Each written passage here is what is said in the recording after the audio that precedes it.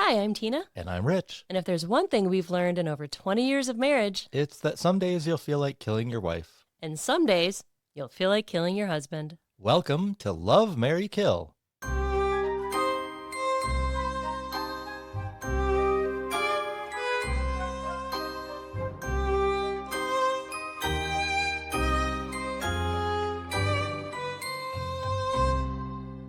Good morning, my love. How are you? I'm doing well. How are you? I'm okay. It's been a little bit of a week, but I'm here. Yeah, you have had a bit of a rough week.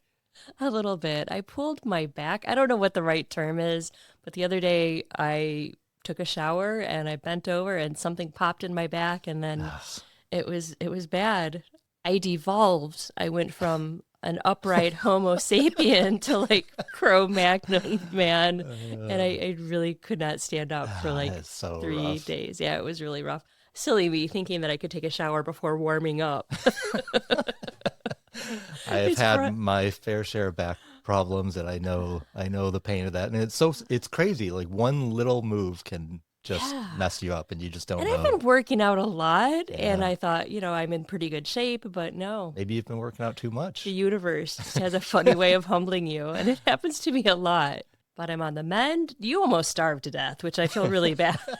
Well, I've just been really busy lately. And yesterday I actually forgot to eat lunch, which I don't think has ever happened to me. In the history of the world, no, you It's just- definitely don't forget to eat No, lunch. and I just was so busy that I just forgot. And I always joke, like, if it's 12:01 and you haven't eaten lunch, then something is dramatically wrong in the universe. Even if we're on vacation or whatever, it's like 12:01, and I know. the rest of us are always fine, but you're always like, we need to eat lunch.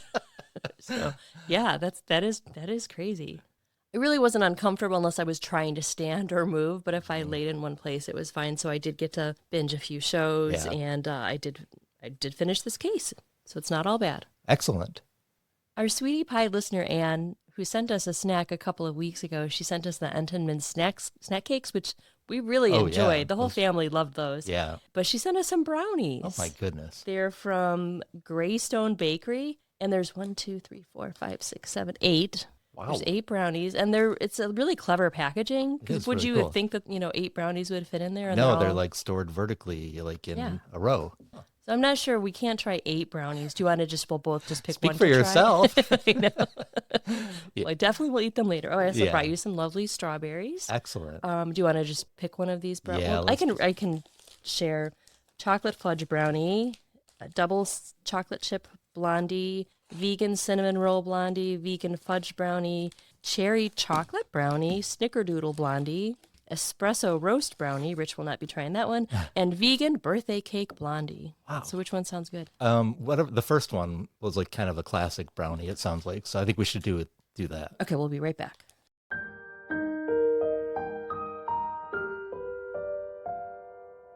Let me read to you a little bit about Greystone Bakery. Our founder, Bernie Glassman, was a Zen Buddhist teacher who opened Greystone Bakery in 1982. His mission was to use social action and compassion to hire people at the bakery with no judgment about their past, to treat them with dignity and to help them realize their potential. To this day, the mission lives on, and our dedicated bakers at Greystone Bakery produce delicious brownies and blondies made from simple ingredients.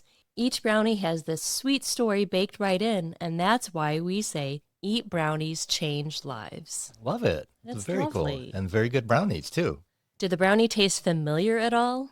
I mean, it tasted like a brownie. Well, you've had these brownies before. Really? Because they are in Ben and Jerry's ice cream. Oh, wow. Yeah, they were very good brownies, and I love that they have a lovely mission statement. Yeah, that's very cool. So I will give them a 10 out of 10. Same here. Well, I'm an idiot. I realize that I have been saying Greystone wrong. It's not Greystone, it's Greyston Ah, okay. without an E at the end. But I think these would make a great birthday treat for a friend or family member. Yeah, for sure. If you would like to order them, go to shop.greyston.org, GREYSTON.org.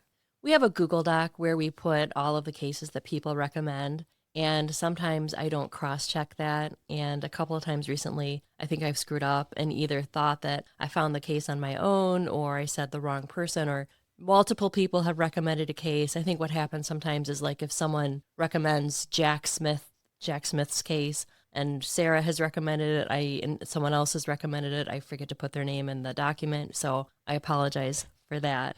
Today's case was recommended by Amy, a friend of the pod. Thank You're you so sure much, about that? Amy. I mean, I think multiple people might have recommended it, but definitely Amy recommended it, and I think it was a while ago.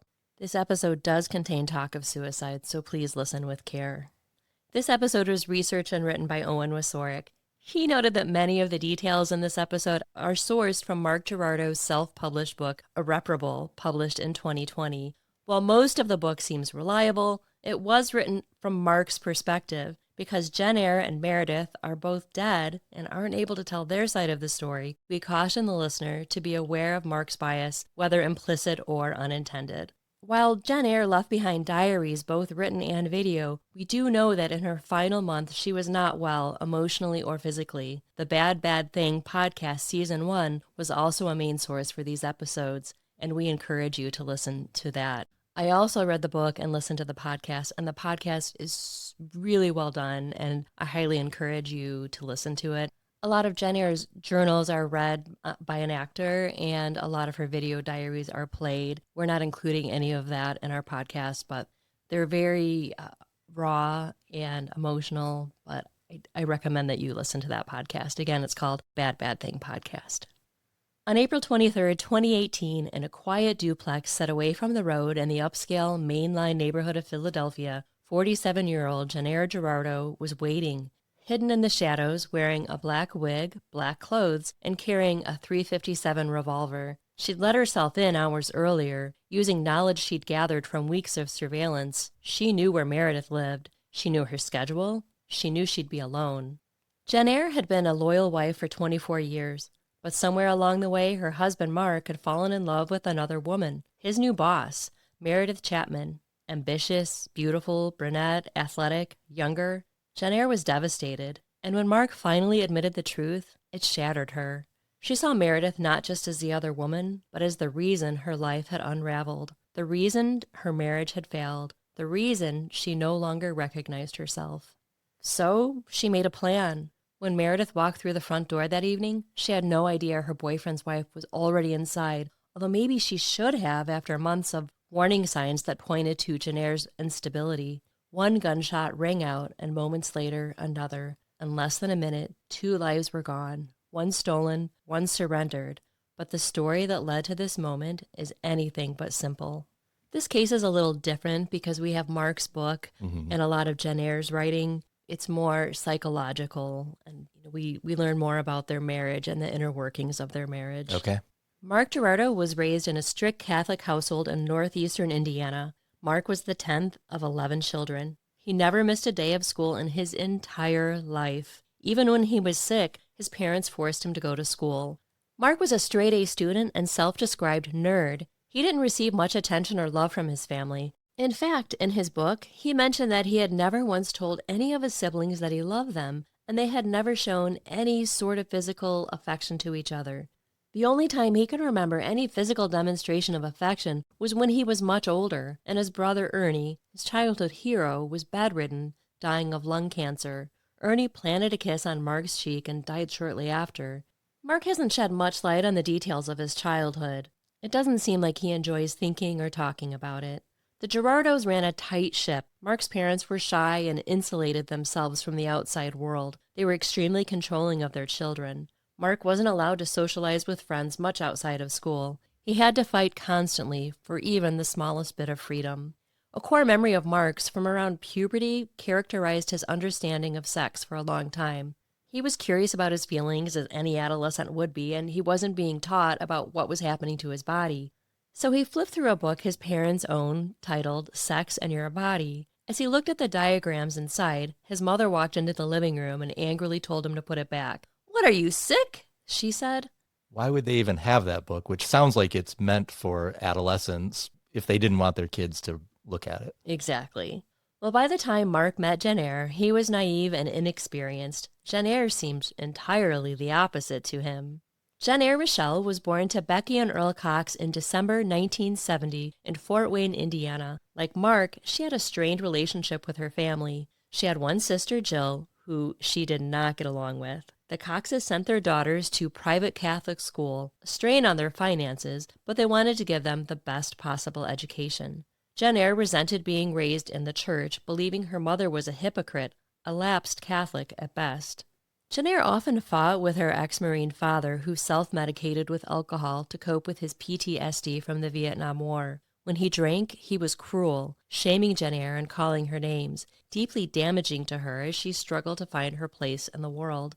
Adapting to her environment, she developed a survival strategy: hit back harder, go scorched earth, call her father even worse names, hurt him more than he could hurt her. These fights became training days for her future marriage. Eventually, at 17, the conflict escalated to the point that she moved in with her grandparents. Jennair had both a rebellious streak and an indefatigable spirit.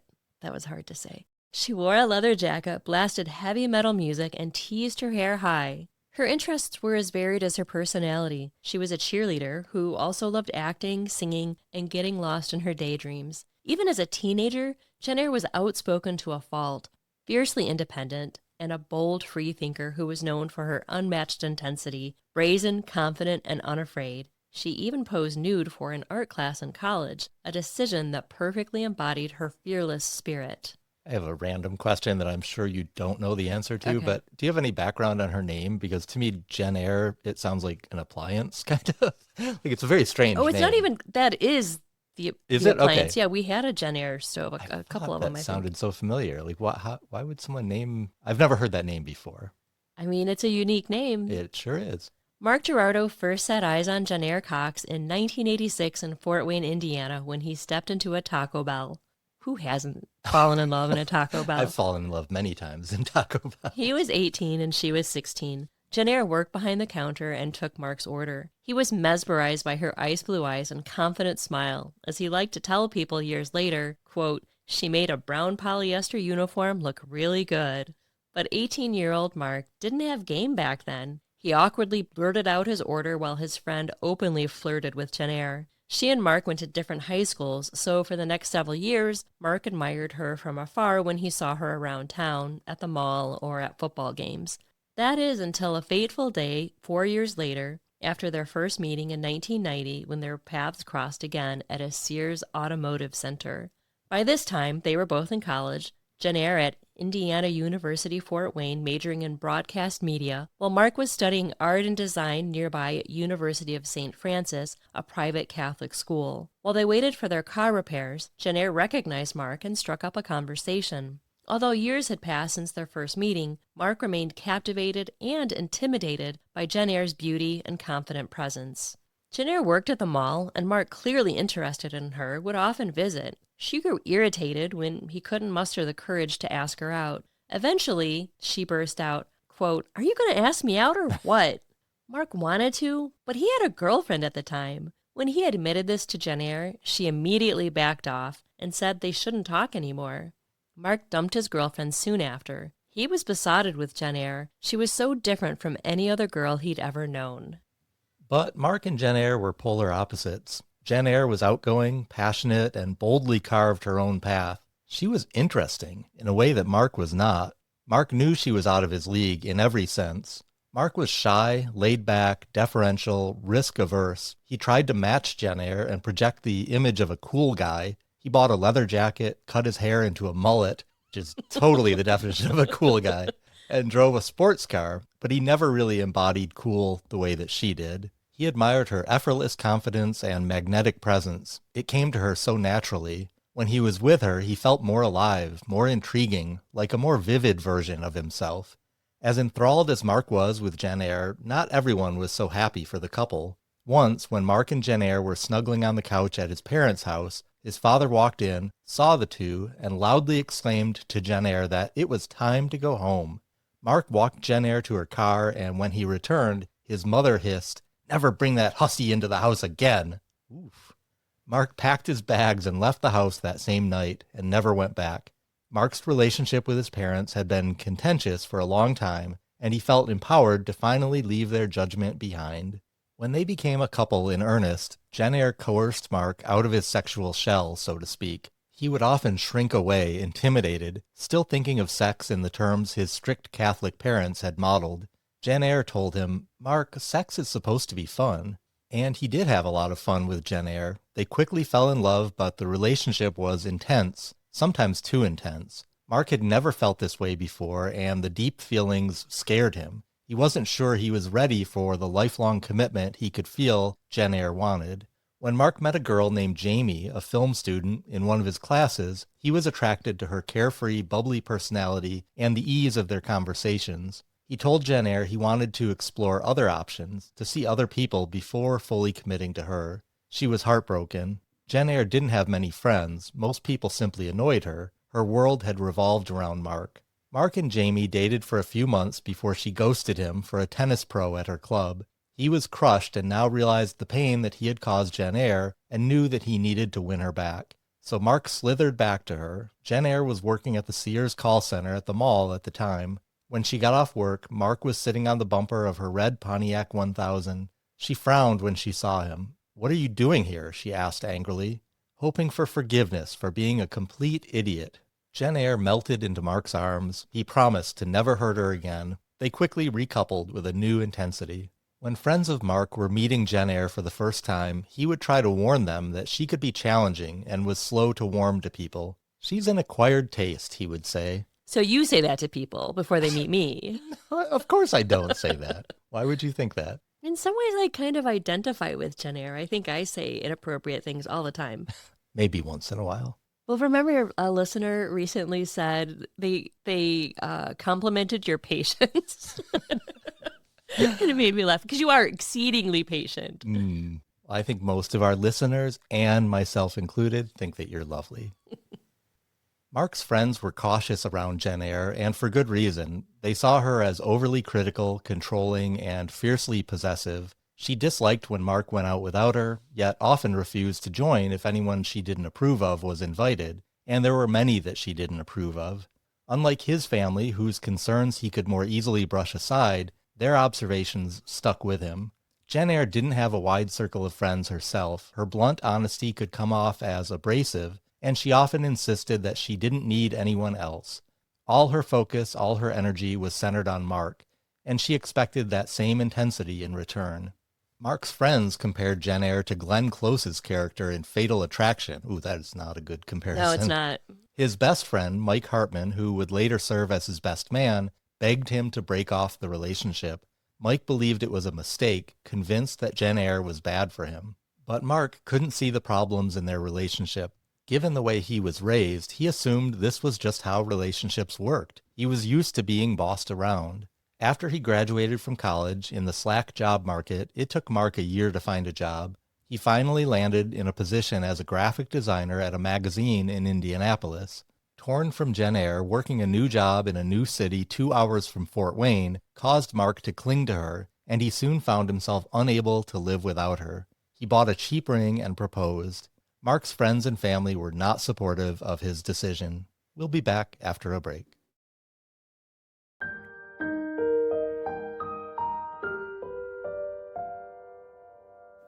Mark, 25, and Jennair, 23, were married in October 1993. Their first dance was to the song, "It Had to Be You." While not everyone had blessed their union, it was obvious to all who attended the wedding that they were a beautiful couple, deeply in love. Jennair waitressed while she finished up her degree at Butler University. Their first apartment together was run down, and their only piece of furniture was a twin bed, which suited them just fine. Can you imagine sleeping in a twin bed again as a couple? No, I can't. Didn't we somewhere? We did somewhere. Probably early on. They'd crawl in together at night, watch movies, and shut out the rest of the world. They were young, attractive, and intelligent, and they knew it. They'd catch people's envious sidelong glances. They were both going places, and together they were unstoppable. On the outside, they seemed like the picture-perfect couple. They worked hard, saving every penny, until in 1998 they could finally afford a home. It was small and run down, but in a good location. They couldn't believe they were homeowners. Over the next 7 years, they poured their energy into fixing it up, working side by side. They flipped the entire house and learned along the way how to cut and install tile, do plumbing, landscaping, and more. It was a major undertaking, but in many ways it was exactly what they needed, a shared goal, something they could build together. When friends visited, they wondered how the laid-back Mark could be married to Jennair. They found her to be loud and manic. What they didn't know is that often Mark couldn't stand it. There are a few anecdotes in Mark's book which, while they're one-sided, give a good sense of what living with Jennair may have been like. Mark's older brother had been working as a groundskeeper on a golf course. The pesticides the course had been using severely damaged his kidneys. There was a family meeting with a doctor who was explaining how one of the 10 siblings could be an ideal candidate for kidney donation. Jennair butted in front of the whole family, saying she would not let Mark do it. Quote, "What if he dies? What do I get? I mean, look, if he has to do this, I'm at least going to have his sperm frozen before." Mark cut her off. It became the subject of much family gossip. Wow, I can imagine. That's pretty harsh. In the aftermath of the death of Mark's father, Jennair behaved rather poorly again in regards to the distribution of his belongings. She encouraged Mark to adopt a smash-and-grab approach, snatching everything he wanted instead of diplomatically divvying up the property. Jennair also forged Mark's signature on a letter to the Gerardot family's estate lawyer, going around not just his back, but also the back of Mark's older sister, Jeannie, who was agreed upon as the executor of the estate. This was seen as a major faux pas and again caused a lot of drama in the family. Jennair was a pacifist and a big animal lover. She preferred animals to most people. Once during a walk around the neighborhood, Jennair and Mark spotted a distressed squirrel in a trap in a neighbor's yard. That night, Jennair, dressed up all in black, biked down to the neighbor's house, freed the squirrel, and stole the trap. When Mark woke up the next morning, he found the empty trap in their garage. The incident would be addressed at the next HOA meeting, but Jennair and Mark giggled, knowing that they had saved the animal from its fate. Well, as bad as Jennair sounds in a lot of this story so far, that kind of redeems her a little bit. She really, really, really loved animals. Yeah. Soon, Jennair and Mark's careers took off. She got a good job working as a marketing coordinator for a top national real estate firm, traveling all over the country on the company jet setting up industry trade shows. Mark started his own design firm, Gerardot and Company. When Jennair overstepped her authority by arranging photo shoots with clients without her boss's approval, she was fired. Mark told her she could come work for him. He and his team had more work than they could handle. Initially, Jennair's organization and attention to detail was welcome in an office full of chaotic creatives. But Mark failed to clearly define her role, and before he knew it, she had steamrolled everyone in the office and taken over. I had a funny feeling that's where that was going to go. Business was good, but Mark's team was miserable and felt disempowered. When his employees came to him 6 months into the new arrangement, threatening to quit, he didn't know what to do. Jennair had made Gerardot and Company more successful. In the end, Jennair stayed and a couple of employees left. It had always been part of Jennair and Mark's plan to have children. It was the next logical step in their path. That's what you do, right? Once you get married and you own a house. They had even picked names. Jackson for a boy. The name Jack Gerardot thrilled them. And Audrey after Jennair's grandmother if they had a girl. But the right time never came, and Jennair had a deep-seated fear that she would be a bad mother, that her difficult childhood would echo through her own children. Mark wasn't too concerned either way, so it just never happened. They adopted 2 golden retrievers and a cat in place of kids. They poured all of their love into their pets, and they found that very fulfilling. Jennair's parents were supportive of their decision not to have children and affectionately referred to their Goldens as their granddogs. In 2005, riding high on the success of their company, the Gerardots purchased their dream home, a 6,000-square-foot behemoth in an affluent Carmel, Indiana neighborhood, complete with 2 Jennair ovens. Carmel, known as the roundabout capital of the world, is also one of the wealthiest cities in the state. I don't think I'd want to live there. There are over 150 roundabouts. Ooh. Well, some roundabouts are easy peasy. Yeah. But sometimes they get super complicated when they're like one after another after another. Yeah, they get like over-engineered and it gets super like confusing sometimes. Yeah, and you have to be in the right lane. And if you're not in the right lane, then you end up on the highway. Yeah. The Gerardots spent more than they should have on the house and then sunk another $100,000 into it, once again self-renovating the property. But by 2009, when the global recession hit, business dried up, and like so many others, the Gerardots found their home underwater. Mark was forced to shutter his office and lay off his remaining employees. He moved operations to his home's basement and continued working with Jennair on the few remaining campaigns. With the stress of the financial crisis and too much time working together, their fights reached a new level. As the years passed, the very traits that had once drawn them to each other now became constant sources of irritation. Their differences no longer felt exciting, they had become obstacles, fueling relentless bickering. Where Mark had once admired Jennair's passion, he now saw her as loud and overbearing. He began to wonder if she was intentionally provoking arguments. And while Jennair had once appreciated Mark's quiet, deferential nature, she now saw him as hopelessly conflict-averse, unable to confront uncomfortable topics like their finances or her increasingly harsh criticism of him. Working together and the mounting financial pressures, both personal and business, intensified the strain on their already fragile marriage. Ordinary conversations escalated quickly into heated arguments. Fights became so frequent and intense, they started spilling into public places, restaurants, stores, situations that were deeply uncomfortable for Mark. Once, Jennair even threw a glass of wine in his face. Mark, a private person by nature, often walked away from these scenes in an effort to diffuse the fight. Another recurring source of tension was Mark's lack of focus. Jennair frequently accused him of having ADHD, frustrated by how often he forgot things, like picking up groceries on the way home. It became such an issue that Mark eventually started taking Adderall, but he stopped after deciding he didn't like how it made him feel. Mark argued in his book that he was not conflict averse, but Jennair thrived on it. She seemed to love the public displays of acrimony. He refused to engage because, quote, nobody ever won an argument with her. Given her contemptuous relationship with her father, this was how Jennair had learned to navigate relationships to make herself heard. This was simply how she solved problems. Sometimes you had to fight things out. To Jennair, Mark's passivity was childish. She felt like she was becoming his mother, doing everything for him. This was a point she'd repeat over and over in her personal life to friends and to Mark's face. He's turning me into his mother. To which Mark would reply, then stop being my mother. And he meant it. He was starting to think of her as a helicopter wife.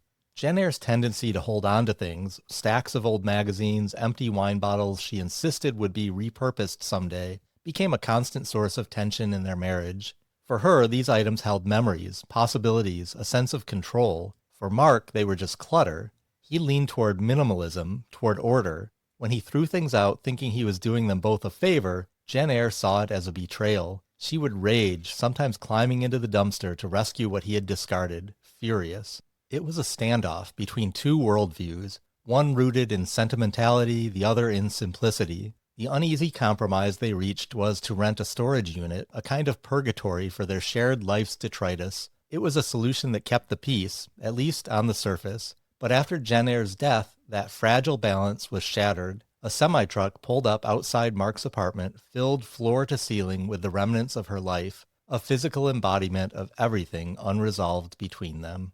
So you said you related a little bit to Jennair, but in this case, I think we're pretty much on the opposite side of things. Because do you remember the fight we got into once over my CD collection? It was not just CDs. Listen to me, she's getting ramped up. It wasn't just CDs. It was like DVDs. And yeah, in my defense, have you opened that box? No, but that's not Have you what it's opened all the box about. of DVDs? No. And I think it was before we moved to this house. Yeah, it was when we were having a garage sale at our old house, getting ready to move to this house, and you got really mad that I wanted to save some of my CDs, even though I never listened to them. Really and mad might be an over-exaggeration. Yeah. I had my things too. I used to kind of be a magazine, not a hoarder. I had like stacks of magazines because I used to subscribe to magazines with the best of intentions, but I never read them. Yeah. So they kind of stacked up. It was very liberating when I was like, I'm never going to subscribe to another magazine again. And I think I donated them to the library actually, because they were like kind of good magazines, like America's Test Kitchen and, like those, which you don't really want to throw away. Right. I think I am a little more prone to like just sentimentally holding on to things, even though I'll never probably look at them again. But I mean, I don't want to go too deep here, but psychologically, I understand that because your parents are both deceased and you're kind of a keeper of memories. Have I never said that to you? I think I realized that during our move that it's unfair of me to ask you to get rid of some things because, they're important. They're your memories of your family. I never thought of it that way. You're really brilliant. I do have a degree in psychology. I'm very sentimental, however, about our kids' things. Yeah. And like their artwork and their And things. even like some of the toys. The toys. Yeah. We have a lot of toys. Yeah. It'll be sad if we are never able to have a. Never mind. Let's on with the show. Okay. The fractures in their marriage had been forming for years, hairline at first, then widening with every unspoken resentment, every unresolved fight. By the time Mark boarded a plane to Berlin in 2004 with his best friend Mike, the foundation was already buckling. Mark was bone tired of putting Jennair's emotional needs before his. The trip was supposed to be business, a trade show, a few meetings, but it quickly turned into an escape. They drank and laughed, letting the weight of the world slip from their shoulders for a night. That night, Mark met a beautiful Austrian woman with an easy smile. Alcohol flowing, he thought how nice it was to flirt with a woman without years of baggage parked between them. Living in the moment, Mark didn't think about Jennair or the years they had spent trying to hold things together. He woke the next morning in a stranger's bed, feeling ashamed, but with a resolve that Jennair could never find out about his slip-up. He was stunned and irked that Mike hadn't stopped him from crossing the line. That's kind of blame your friend for that. Can't believe you let me sleep with that woman. I know, that's horrible. But it wasn't Mike's responsibility to remind Mark that he was married, and he enjoyed seeing his friend unburdened. Mark had looked genuinely happy in the presence of this other woman, happier than he'd ever seen him with Jennair, and he wanted him to have one carefree night. What Mark didn't know was that Jennair had been secretly reading his emails for years. So when he returned from Berlin, unaware that his betrayal had already been discovered, she was waiting, with quiet rage and a growing need for answers. She wanted to know everything.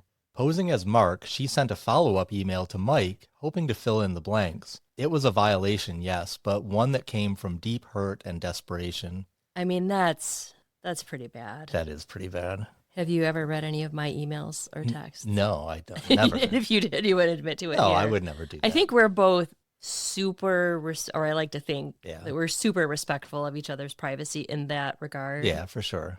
Despite the pain of Mark's infidelity, Jennair wasn't ready to walk away. She was devastated, but not done. If they could confront this together, if they could repair what was broken, maybe they still had a chance. Her condition was clear. They would go to couples therapy, together. They enrolled in a 5-day marriage boot camp retreat, hoping to reset, to rebuild. But some damage was harder to undo. Jennair had always had a strained relationship with Mike, but after Berlin, it was now open hostility. She couldn't bring herself to blame Mark fully, so she blamed Mike instead. Poor Mike, he's getting blamed from Mark, he's getting blamed from Jennair. Mm-hmm. In her eyes, he had stood by and watched it happen. He had allowed it. The wedge between them was permanent, and slowly, Mark saw less and less of his best friend. For a while, things settled into a kind of uneasy normal. They returned to their routines and tried to move forward, but there were more storms on the horizon for Jennair and Mark, much stronger storms. The marriage boot camp had helped, at least for a while. It gave them tools, communication strategies, ways to manage conflict, and for a time it seemed like they might be on steadier ground. But just as they were trying to rebuild, another blow hit. Their client base dried up. In a shaky economy, few were willing to spend on packaging design, and the dependable work they once relied on began to vanish. Now working together full-time, they had no space, no physical or emotional distance between them.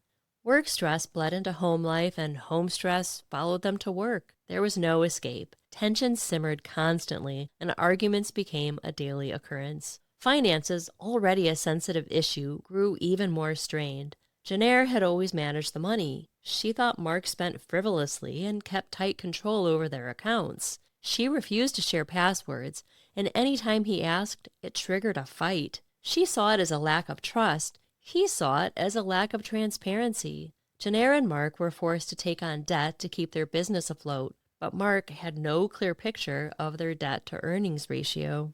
Do you think that's pretty problematic? She would never share the financial information with him. Yeah, that really is problematic. As a married couple, you should pretty much both have complete transparency and visibility. Unless you had already had the agreement that we're going to keep our finances separate. Yeah. Things had started to unravel again. The tension was constant, the arguments relentless. But then a lifeline appeared, a job offer for Mark from Up and Up, a branding agency that worked primarily with colleges and universities. It meant starting over, leaving behind Gerardot and Company, their oversized, expensive home, and the life that they'd built in Indiana. Mark hesitated, unsure how Jennair would take the news. But to his surprise, she was thrilled. A clean slate was exactly what she wanted. The stressors that had weighed on them so heavily, work, money, the same old routines, would finally be behind them. So they took the leap. They sold their house, parted with many of their belongings, and said goodbye to the only place that they'd ever called home, Indiana. It was a chance to simplify, to reset. Both had spent their entire lives in Indiana, and South Carolina offered something that they hadn't felt in a long time: hope. They were still grieving the loss of their beloved golden retriever, Mesa, when they adopted two new Goldens, Huckleberry and Abby. The dogs brought warmth and energy back into their lives, and slowly they began to feel like a family again. With the weight of the recession still lingering, they made the conscious decision to live simply. No big new house, no big purchases, just time, space, and the opportunity to breathe. Mark would later describe this period as a renaissance in their marriage. They explored new places, found new routines, and walked their dogs along unfamiliar trails. And somewhere in the quiet and the calm, Mark found himself falling in love with Jennair all over again. Jennair found work at an industrial valve manufacturing facility called Surcor Instrumentation. It wasn't her dream job, but it paid the bills. However, after 5 years, she was laid off during a restructuring. It was a devastating blow to Jennair. She took the firing exceptionally hard. It was the impetus of her life's downward spiral. She felt aimless, even pathetic, hopeless. She no longer recognized her reflection in the mirror. She felt old and unattractive, like she had nothing else to give. Jennair struggled to find a new job, and then her health began to decline. She developed chronic abdominal pain and was eventually diagnosed with fibroid tumors that would later require surgery. To make things worse, every time Mark gently suggested Jennair consider a new career path or go back to school, she didn't hear support. She heard criticism. Felt like he was belittling her, and the distance between them quietly grew. Jennair around this time I think she's 46, and, that's a hard time in a woman's life. You kind of start like I said, you don't really recognize yourself in the mirror. You start aging. But Jennair was still like a beautiful woman. In his book, Mark really made me mad. He sounded really unsupportive during this time because he was like, she's 46. How is she going to find a job? He kind of made it sound like it was impossible for a woman at that age to to find a new job because she'd be judged for her age. You interview a lot of people. Would you ever look at a woman, even at 50, and say, oh, she's unhireable. She's too old for this position? No, absolutely not. After a year, Jennair took a job she saw as beneath her as a cashier with the public supermarket chain. But retail work made her even more depressed, and her depression became their depression. The job only lasted a few weeks before a new opportunity came Mark's way. And soon Jennair would be so consumed by a new project, she wouldn't have time to worry about finding a new job.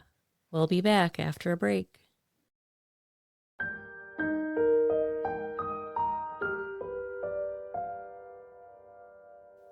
Mark began looking for a new job away from South Carolina, which after 6 years never quite felt like home. He shot off a few resumes for job opportunities in other parts of the country where he and Jennair thought might be nice to live. Years earlier, they had taken a trip to Denver and had fallen in love with the area. They loved the hiking and the food scene. It had been in the back of their heads for years that if an opportunity presented itself, they would jump for a chance to live there.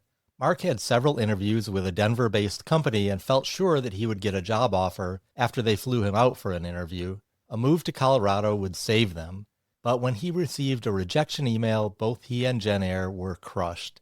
Mark continued to look for work, casting a wider net. When he found a job posting in the marketing department at the University of Delaware, he decided to apply even though he had never set foot in the state before. Shortly after submitting his resume, he received an email from a bright young woman named Meredith Sullivan Chapman, who was interested in learning more about him.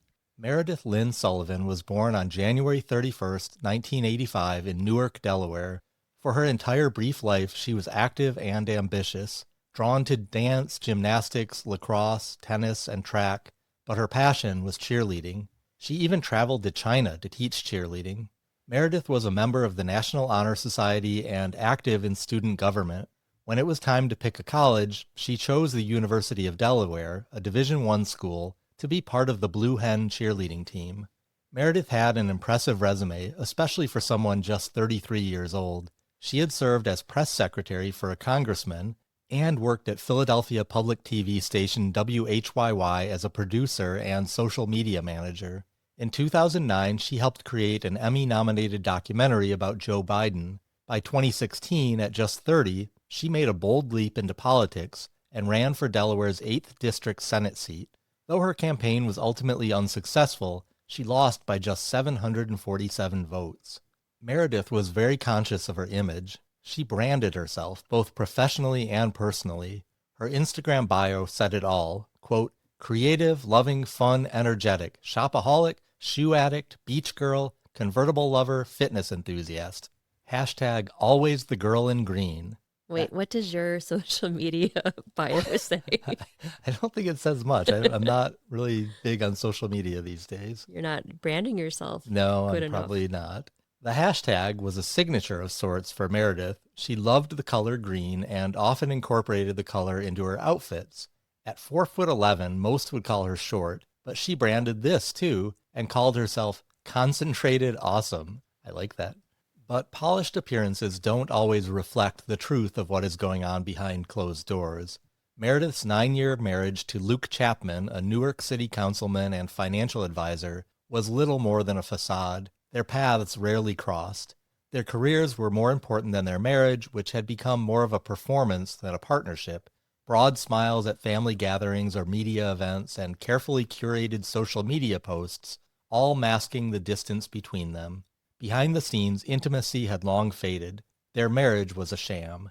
Mark Gerardot met Meredith in October 2017. She was running the marketing department at the University of Delaware, where she also taught digital marketing and social media strategy as an adjunct professor. She was the young, cool professor who looked like and spoke like a LinkedIn influencer. When Mark first sat down across from Meredith during a job interview, his first instinct was apprehension. Could he report to someone 15 years younger than him? Would his ego allow for that? What could he learn from her? But his concerns were quickly quashed. He was dumbstruck by Meredith. He found her drive and her power intoxicating and attractive. Minutes into the interview, he was confident he wanted to work with her. He got his wish. A formal offer for the role of creative director at the University of Delaware was sent his way soon after the interview. Mark was excited about the job, and Jennair was open to it, but she also expressed hesitation. She had really had her heart set on Denver. Are you sure? She asked Mark before he accepted the job formally. You've never managed a team this size before. I don't think you can handle it. You don't want to wait for something better? What about Denver? Mark was sure. He wanted the job. He thought he and Meredith would be a dream team with her ambition and his skill set. So remember, this story is told largely from Mark's perspective. Right. And that whole, well, you've never managed a team this size. Are you sure you can handle it? I thought that was, I can't imagine saying that to your spouse. Yeah, that is a little bit odd.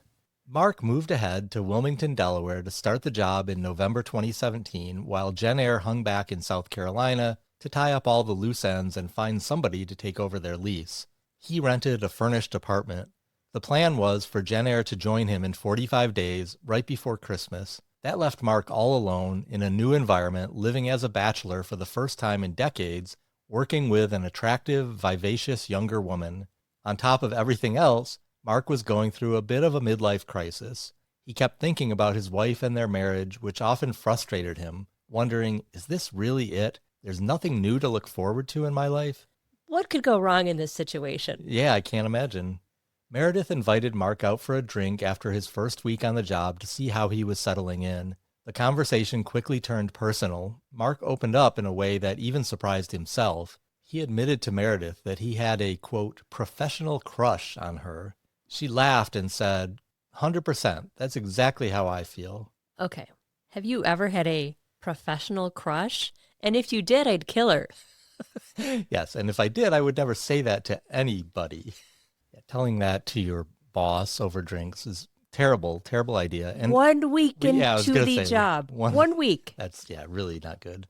I mean, it's so unprofessional. Yeah, completely. Well, and for her to respond that way, too, that's 100% exactly how I feel. That's also completely unprofessional. I outraged by this moment in the book.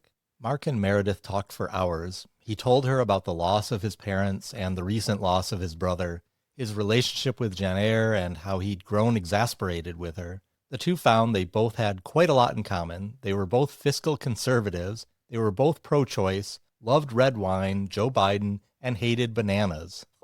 That's a really important Who hates bananas? point. First of all, yeah, who hates bananas? And second, that's really not a great point to lay a foundation for a relationship on, but okay.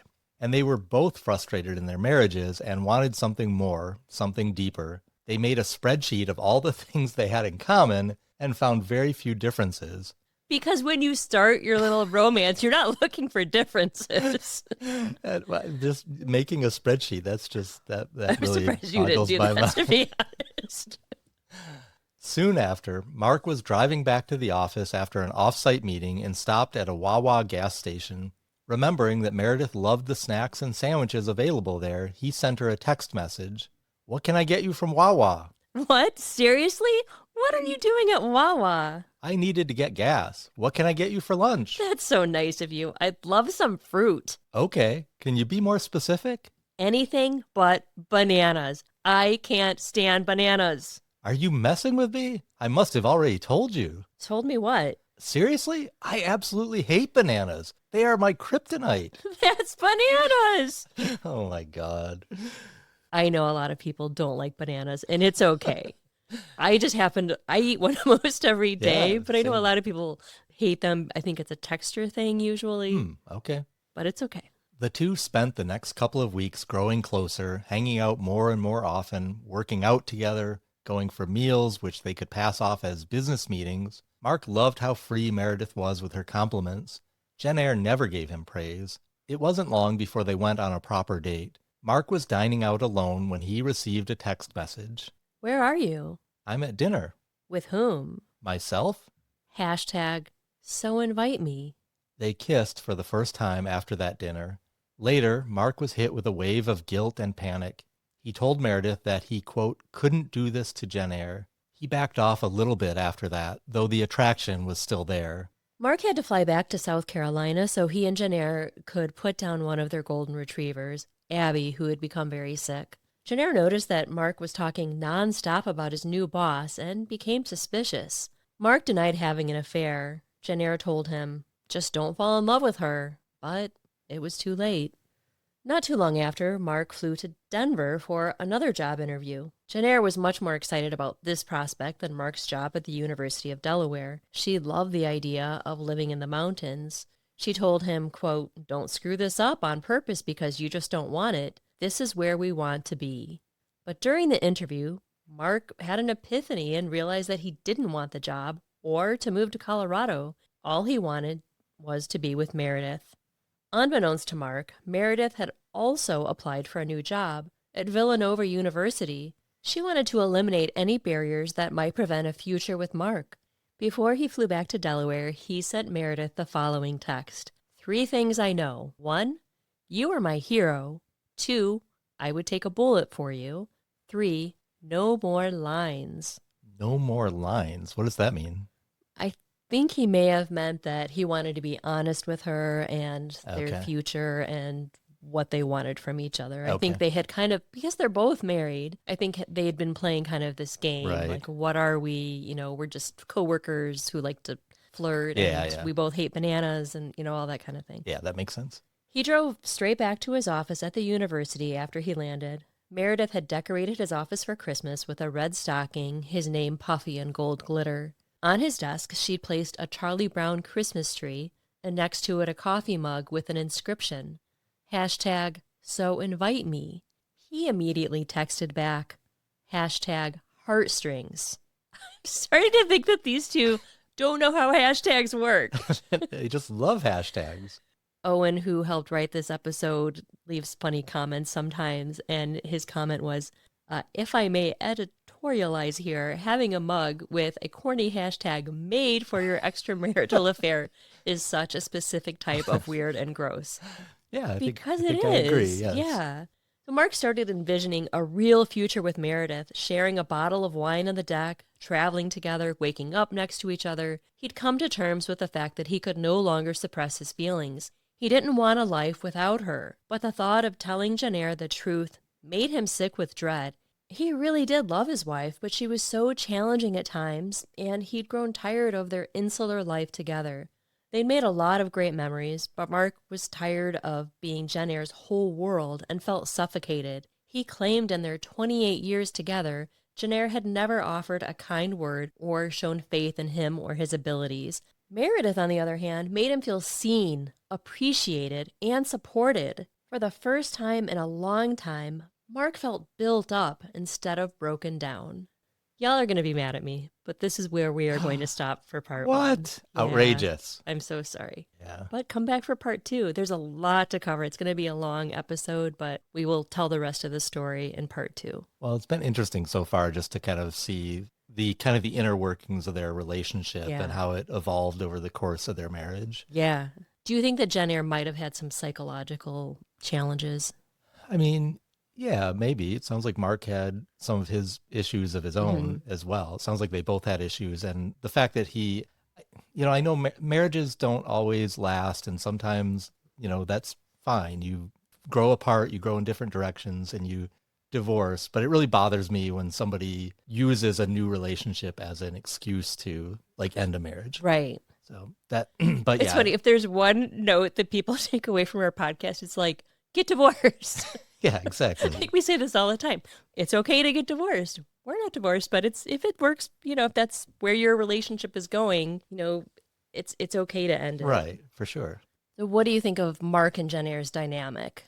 Well, it seems like, as we talked about, they were kind of opposites, and I think that can work in a lot of cases. So it sounds like he was much more kind of passive, laid back. She was maybe much more aggressive and opinionated about things. I think that can work, but I think it seems like he got resentful over time. Yeah. Like he grew to dislike her over time and really didn't confront her, didn't deal with the feelings he was having. And so those kind of probably snowballed over time and he kept it internal, and that led to the affair. I think when you're so young and you meet someone, you haven't formed your full personality. Yeah, and that's true too. As you go through life, hopefully you gain confidence. And Mark gained confidence, and then, he developed more of his own voice, and I think he resented being bossed around and being told what to do a lot. Yeah. I know some people get married very young or marry someone that they met in high school or whatever, and it works out fine. But it does seem like you have a lot of changing to still go through in your 20s and even your 30s. Yeah, we're all hopefully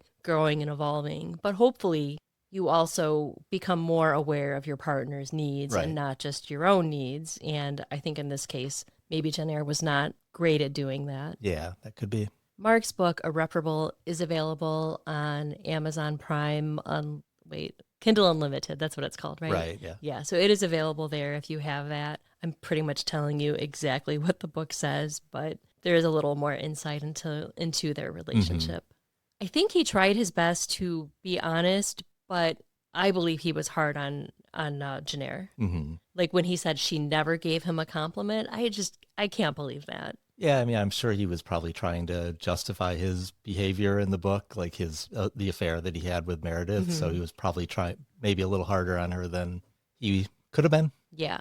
I'm always afraid because I'm kind of jokey and snarky with you on the podcast sometimes that people see me as like, oh, she never compliments him or she's never nice to him. No, you compliment me a lot. You actually you do a great job of building me up and supporting me, and I always appreciate that. Aw, that made me tear up a little bit because I really do think that we have I think we're very supportive of each other and we're very fortunate in that way. And like when we were talking about how, you grow together, I feel like I've definitely become a better partner because I don't think I was the best partner when I was 23 and we first met because who can be at 23? Yeah, for sure. I think we've both grown and changed, but I think being supportive with each other and knowing that you're both going to grow and change, I think helps a lot in a marriage. Well, and honestly, it's easy because you are one of the best people I know, maybe the best person. Let me make a list. I'll let you know, but you're right up there. Can we make a spreadsheet?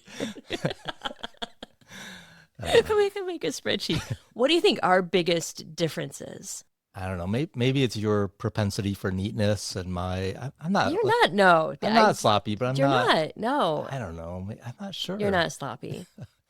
I don't know. What do you think our biggest difference is? I can't think right Well, now. as I said in the beginning, I identify with Jennair in the way that I definitely used to be much more confrontational, Mm-hmm. and you are definitely more Right. of a pacifist. Oh, yeah, Like, you for wouldn't sure. take the bait. Like, I would, in my younger years, like start a fight with you, and you just never took it. And I Yeah. think throughout the years, I realized that that was just a much healthier way to be. Not that Well, we can't have conflict, yeah. but, Yeah. I think I've grown to be a little more willing to confront things that are bothering me or what. I think I used to be more avoiding confrontation. Yeah, and then sometimes it would like bubble up, and Yeah. then it would become more of an argument where it could have been a discussion. Yeah. I'm still a little bit non-confrontational. Listen but to us, though. We sound so evolved. We're really not as evolved as we sound here.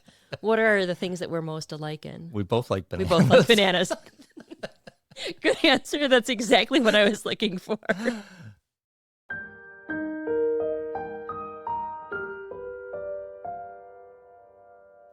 All right, before we go, I have a little game to play with you Oh, okay. called Crime or Nah. I'm going to tell you 3 stories that Okay. actually happened, and you're going to tell me if there was any criminal behavior there or not. Oh, okay. Because I am studying to be a lawyer. I should be very good at this. Right. Okay. Number 1, the taco toss. A couple in Florida got into a heated argument over sour cream. Mm. That sounds all too familiar, Oh, I doesn't can it? totally get that. Yeah. Or rather, the lack of it. On Taco Tuesday, a man allegedly threw a taco at his girlfriend's face, prompting her to call the police. According to the report, she was hit in the left eye with seasoned beef and lettuce. Ooh, that could be very painful. Officers they could be sharp. Officers noted taco remnants at the scene. Mm. Crime or nah? Was it assault with a semi-soft weapon, or just dinner gone wrong? Mm. That one, I think, is pretty clearly a crime. Like that, it doesn't matter what you throw at someone, but if you throw something at someone could potentially injure them, that's assault. So all food fights are illegal then? Like, you can't throw any food? Like, Well, not if it's mashed just potatoes could be... done in good fun without intent of injuring someone. So if you're like at a wedding and you put cake in your spouse's face, is that illegal? Would you be arrested for that? I went to a wedding once where that happened. The bride walked out. Which was that a wedding I was at? No, this is before we met, but it was really awkward, uncomfortable I moment. honestly was trying to think what we did the other day, and I think We did not. we didn't, because we No. were like, we're not going to do that because We are civilized. it's very hackneyed. Everyone does it.